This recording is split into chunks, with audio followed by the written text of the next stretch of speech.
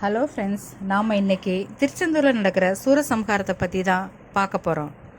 திருச்செந்தூருங்கிறது முருகப்பெருமானுடைய பிரசித்தி பெற்ற ஒரு படை வீடு. அதாவது திருச்செந்தூர் கைலைக்கு இணையான ஒன்றுன்னு அருணகிரிநாதர் அவருடைய நூலில் சொல்லியிருக்கிறாரு.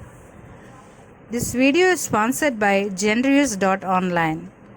முருகப்பெருமானுக்கு தமிழ் கடவுள்னு மற்றொரு பெயரும் இருக்குது. முருகப்பெருமானுக்குரிய அறுபடை வீடுகள் என்னென்னு பார்க்கலாம்.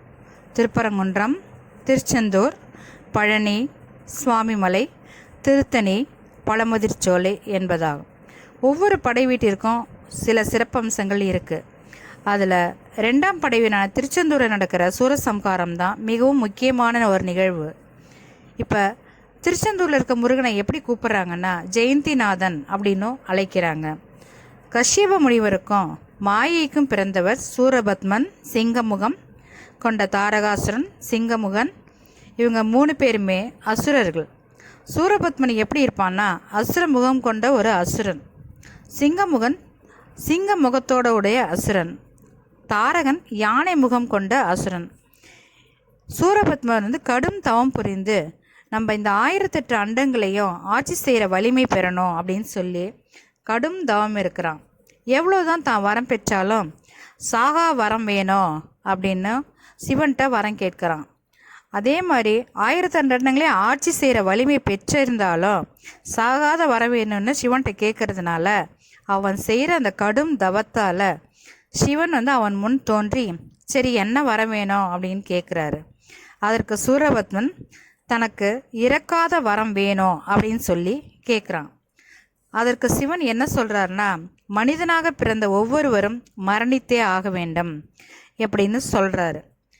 உடனே சூரபத்மன் அப்படியா சரி, அதாவது பெண் வயிற்றில் பிறக்காத ஒருத்தரால் மட்டும்தான் தனக்கு மரணம் நேரணும் அப்படின்னு சொல்லி சிவன்கிட்ட கேட்குறான். சூரபத்மன் கேட்ட வரத்தை சிவன் கொடுத்துட்றாரு. அதன் பின் அவனுடைய ஆணவம் தலைக்கேறிச்சு. ஏன்னா நம்ம கேட்ட வரத்தை நம்ம சிவன் கொடுத்துட்டாரு, இனிமேல் நமக்கு மிஞ்சி யாரும் இல்லை அப்படின்னு தேவர்கள் அனைவரும் ரொம்ப துன்புறுத்திக்கிட்டு இருக்கான். தேவர்கள் அனைவரும் சிவன்கிட்ட முறையிடுறாங்க. சிவனின் நெற்றிக்கண்ணிலிருந்து தோன்றியவன் தான் முருகப்பெருமான். நெற்றிக்கண்ணிலிருந்து தோன்றிய முருகன் 6 குழந்தைகளாக தோன்றுறாரு. கார்த்திகை பெண்கள் 6 பேர் தான் குழந்தைங்களை வளர்க்குறாங்க. உரிய நேரம் வருது, குழந்தைங்க பெருசாகிறாங்க.